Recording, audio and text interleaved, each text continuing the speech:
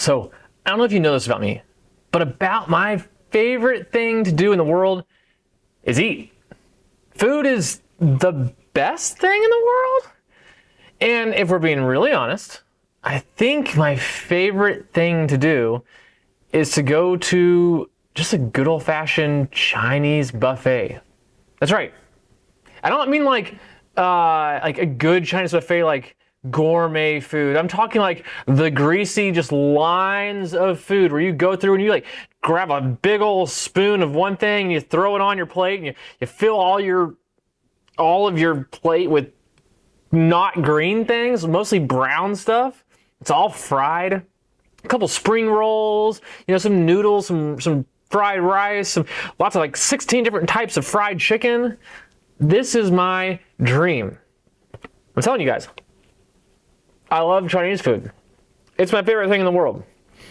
And if we're all being honest, I think the best part of the Chinese food experience, it's the fortune cookie. It's this little treat at the end of a meal where you feel like you're definitely going to throw up in the next 20 to 30 minutes. And you get to like find out what's going to happen in your life inside of a cookie that is maybe the least delicious cookie in the entire world. You get this like one line of wisdom inside a cookie that maybe is helpful, maybe it's completely unhelpful.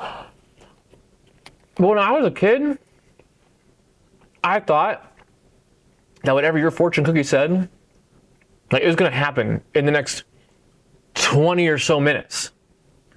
Like, oh my gosh, I'm going to get rich. Mom, we got to go scratch off lotto tickets right now. But the truth is, there's a book in the Bible that's a lot like fortune cookies. It's called Proverbs. It's in the Old Testament, right after this book called Psalms. And so Psalms are this collection of hymns and songs and prayers. I've already got the hiccups from the Chinese. But it's this like beautiful poetry about God. And then right afterwards is this book called Proverbs. And it's written by a guy named Solomon, who is the king of Israel. And Proverbs is kind of a different thing from the rest of the Bible. It's not a long collection, like a long story.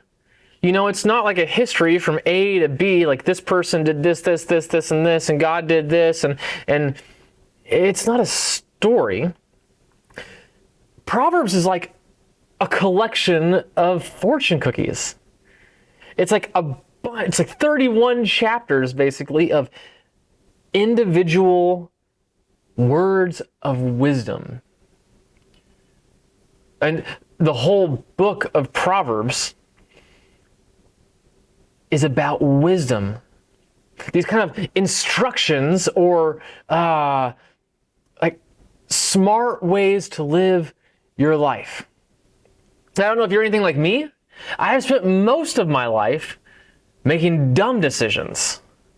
You guys probably are not anything like that. But if somebody tells me, you should do this is the smart way to do it, I will hear that, and I will find the most opposite way of doing that, which will take more time, be harder, and leave me more frustrated. I want that thing. And Proverbs is like this book of wisdom. It's like if you'll do these things,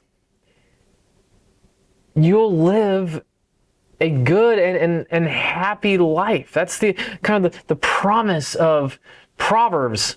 And they don't really all connect to one another. It's just like line after line after line of wisdom, kind of like a fortune cookie.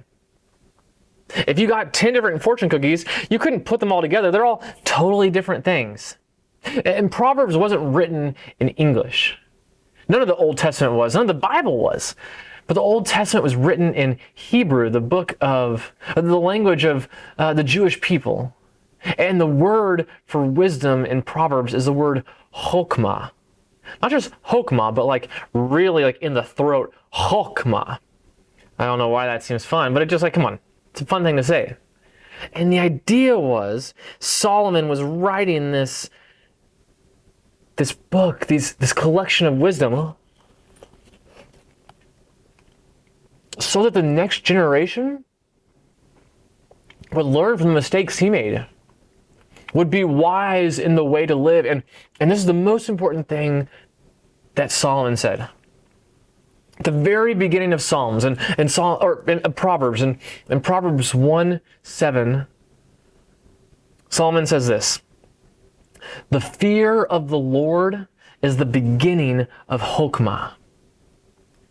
If you want to know how to live a happy, wise life, the place to start is God.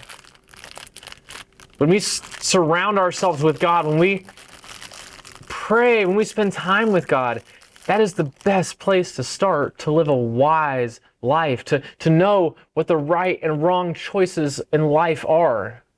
And then he spends the rest of Proverbs with all these different lines about what it means to live a wise life following God. Lines like this: "Make time to enjoy the fruits of your labor." I don't think that's in the Bible, but you get the idea. Sometimes living wisely, making smart choices isn't always easy, but it starts with God and it leads to a better life.